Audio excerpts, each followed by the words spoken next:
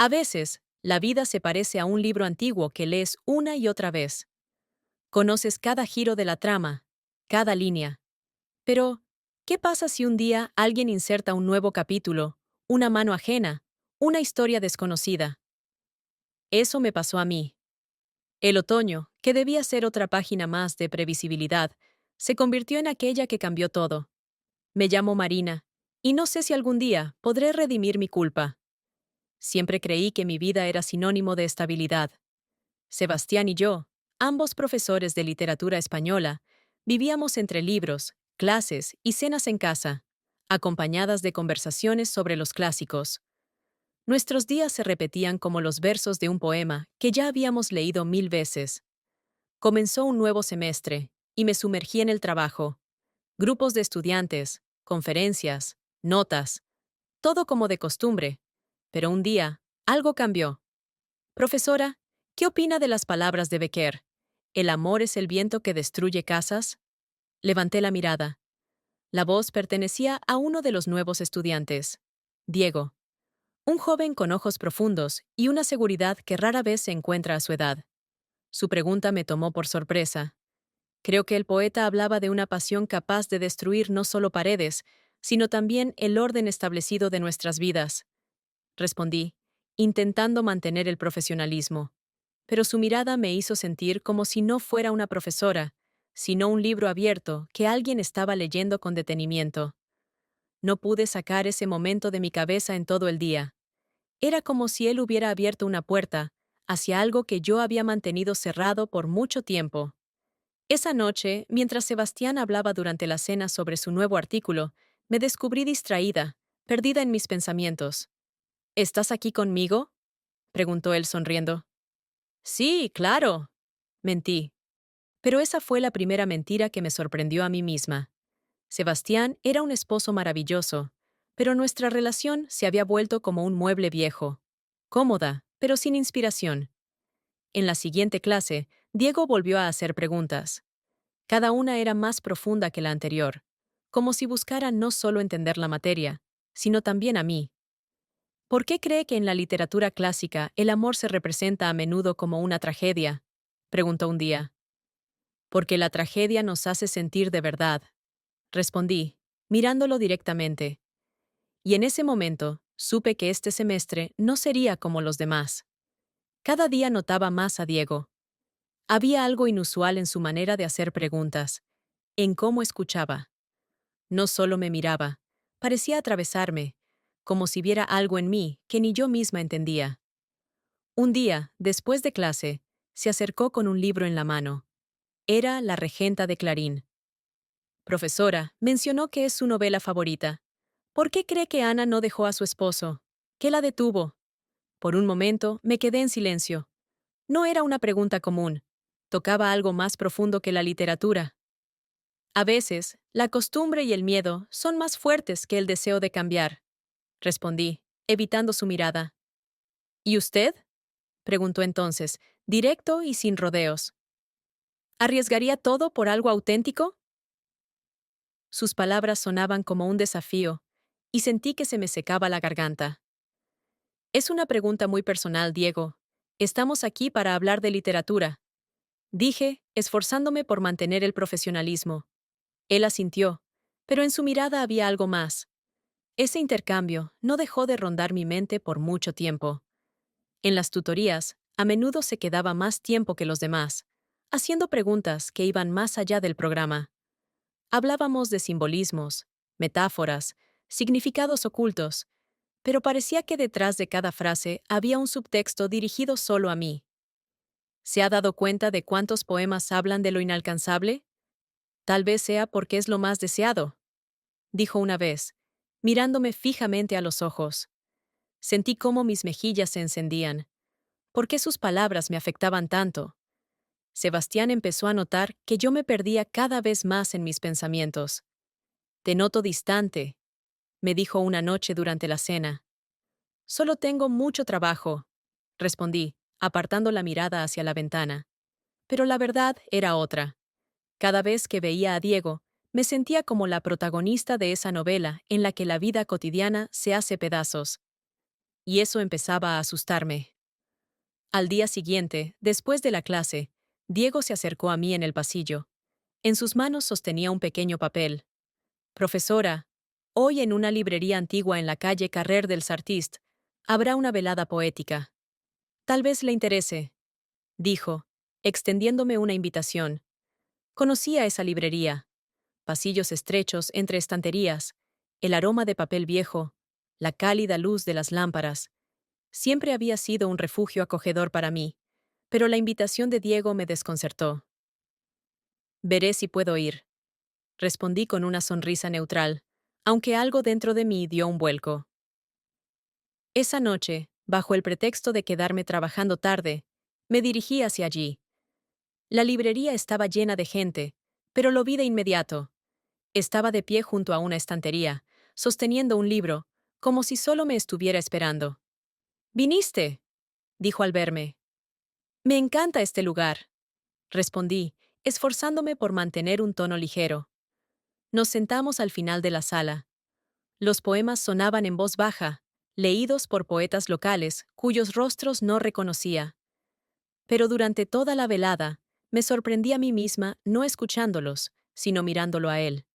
Diego estaba sentado tan cerca que podía sentir su presencia en cada fibra de mi ser. Cuando terminó la velada, nos encontramos solos junto a las estanterías. Todo a nuestro alrededor parecía haberse detenido. Solo la tenue luz de las lámparas iluminaba su rostro.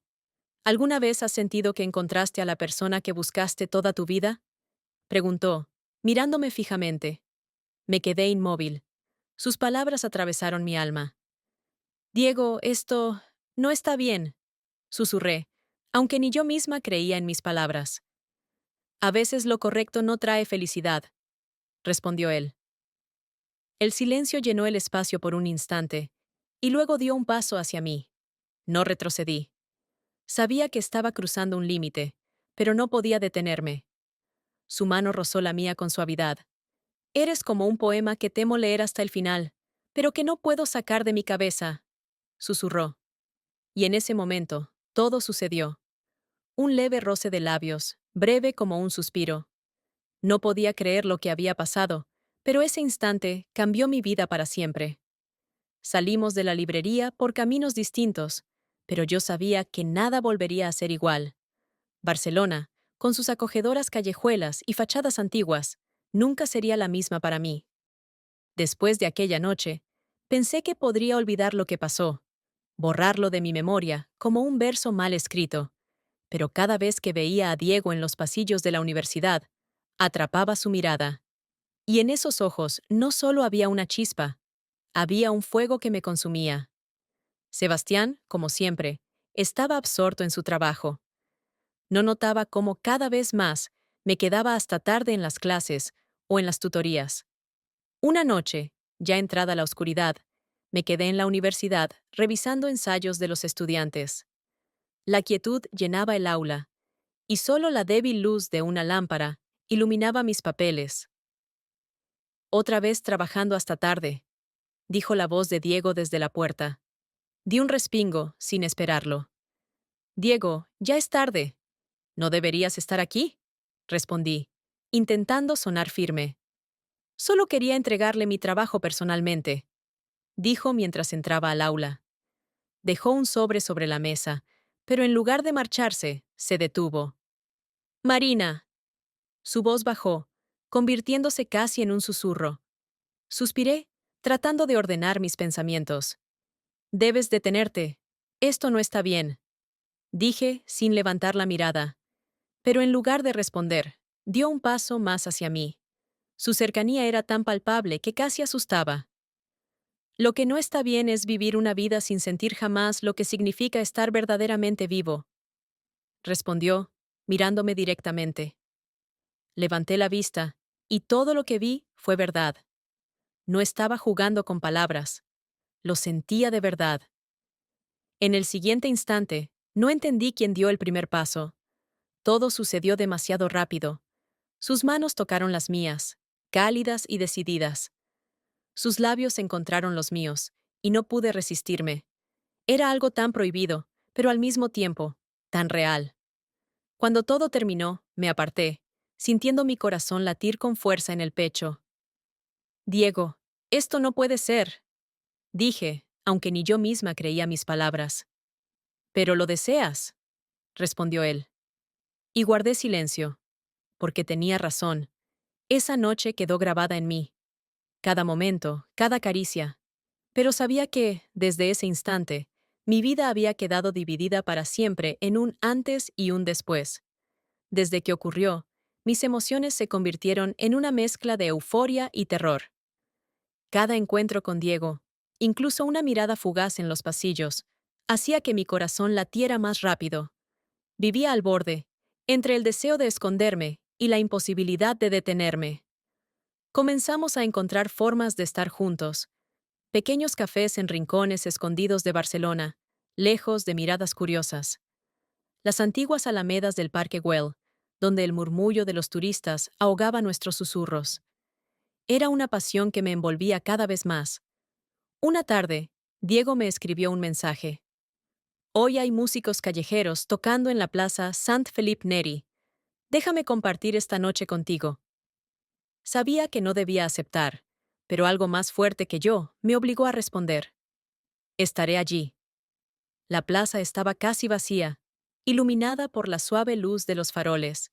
Los músicos tocaban flamenco, sus guitarras resonaban en mi alma con algo antiguo e inexplicable. Diego estaba al borde de la plaza, y cuando me vio, su rostro se iluminó de alegría. Sabía que vendrías, dijo acercándose. Diego, sabes que no podemos vivir así, susurré, pero incluso en ese momento, mis palabras sonaban poco convincentes. Marina, a veces debemos permitirnos ser felices, respondió, tomando mi mano. En ese momento, la música subió de intensidad, y él, sin soltarme, me atrajo más cerca. ¿Sabes bailar flamenco? Preguntó con una sonrisa. No, respondí entre risas, sintiendo una alegría sincera por primera vez en mucho tiempo. Déjame enseñarte. Comenzó a guiarme al ritmo de la música, y bailamos en medio de la plaza, olvidándonos de todo. Su mano en mi cintura, su mirada fija en mí, me hacían sentir viva, realmente viva. Cuando la música se apagó, él no me soltó. Permanecimos allí, ajenos a los transeúntes. Eres mi estrella, dijo en un susurro, y supe que estaba atrapada en esta red, sin escapatoria. Pero al día siguiente, todo cambió. Sebastián notó algo. Entró en mi oficina con una expresión seria. Marina, estás ocultando algo. Lo veo. ¿Quién es? Mi corazón empezó a latir tan rápido que apenas podía respirar. Era el momento en que los secretos ya no podían permanecer ocultos. Sebastián nunca había sido un hombre desconfiado. Su confianza en mí siempre había parecido inquebrantable, pero en las últimas semanas empezó a notar cosas que antes pasaban desapercibidas. Mi distancia, las constantes excusas de trabajo, mi reticencia a mirarlo a los ojos.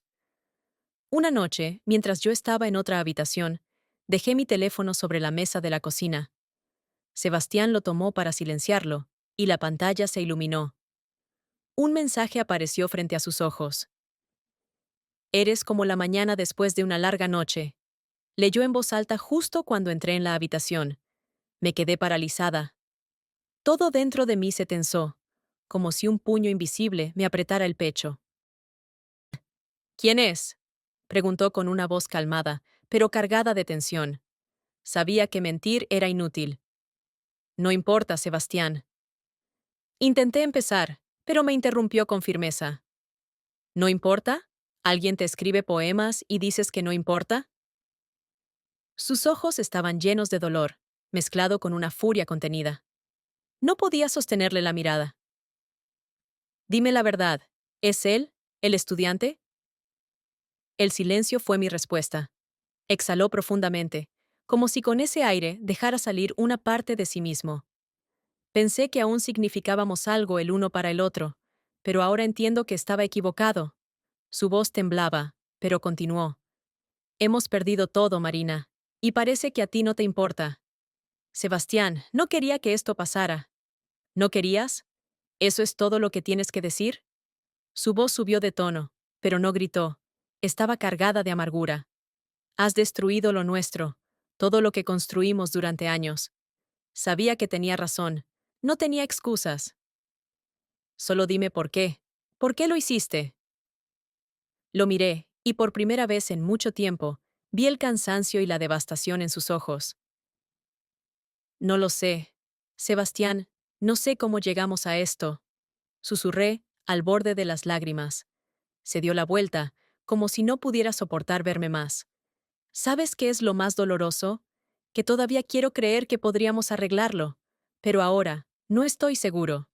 Salió de la habitación, dejándome en un silencio que resonó como un eco profundo en mi corazón. La noche siguiente marcó el punto final de nuestro mundo destrozado. Sebastián llegó a casa como quien va a la guerra. Su rostro estaba serio, su mirada helada. En sus manos sostenía un pequeño cuaderno. ¿Sabes qué es esto? Preguntó, lanzándolo sobre la mesa. Lo reconocí al instante. Era mi diario personal, donde escribía pensamientos que nunca me atrevía a decir en voz alta. ¿Leías sus poemas y llorabas por ellos? ¿Escribías sobre cómo vivías en ese mundo con él mientras yo era solo un mueble más en tu casa? Su voz estaba cargada de una mezcla de rabia y dolor. Intenté decir algo, pero no me dejó. Has roto no solo mi corazón, Marina. Has destruido todo lo que éramos. ¿Ese hogar que construimos juntos durante años te pareció una jaula? Sebastián, no es tan simple como crees. Traté de explicarle, pero mis palabras sonaban vacías. ¿No es simple? Ni siquiera intentaste hablar conmigo. Solo encontraste a alguien que te hizo sentir viva, y decidiste que yo era un pasado que debía ser olvidado. Sentí cómo las lágrimas empezaban a correr por mis mejillas. Tienes razón, Sebastián. Soy culpable. Pero tú nunca me escuchaste. Dejamos de ser compañeros. Solo coexistíamos. ¿Escucharte? Su voz se quebró, elevándose pero sin gritar. Todos los días traté de ser el hombre que necesitabas, pero, al parecer, eso nunca fue suficiente. El silencio que siguió fue como un golpe. Finalmente, exhaló profundamente y dejó caer sus hombros. ¿Sabes qué es lo más doloroso? Que incluso ahora, cuando te miro, sigo amándote, pero ya no puedo seguir viviendo contigo. Sus palabras fueron el golpe final. Sabía que decía la verdad, y eso me destrozaba por dentro. A la mañana siguiente, se fue. No hubo palabras de despedida, solo su maleta junto a la puerta. En cuanto a Diego, él también desapareció. Encontré una nota suya sobre mi escritorio. A veces es mejor dejar una historia inconclusa que convertirla en una tragedia. Barcelona, con sus calles cálidas y plazas llenas de vida, ya no se sentía como mi hogar. Me quedé sola, con mis errores y las relaciones que había destruido. Ahora miro estas páginas de mi diario y me pregunto, ¿y si hubiera tomado otra decisión? Pero no hay respuesta. A veces, la tormenta llega para destruirlo todo, dejándonos de pie entre las ruinas mientras tratamos de entender cómo empezar de nuevo.